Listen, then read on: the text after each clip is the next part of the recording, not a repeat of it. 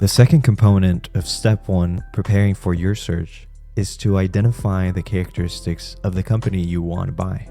First, determine what you are working with and ask yourself the following questions. Will I be purchasing this by myself or with a business partner?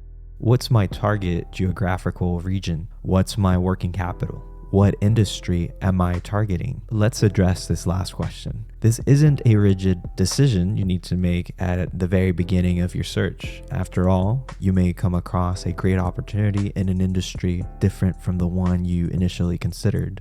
That said, it's still important to identify one or more industries that align with your skill set and interests, especially when pursuing your first business.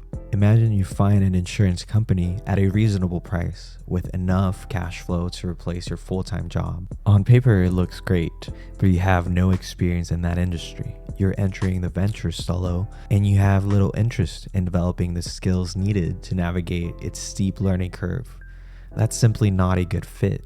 Be open, but also be realistic. There will always be a learning curve, even with the simplest businesses. But choosing something that aligns with your strengths and motivation gives you a much greater chance of long-term success.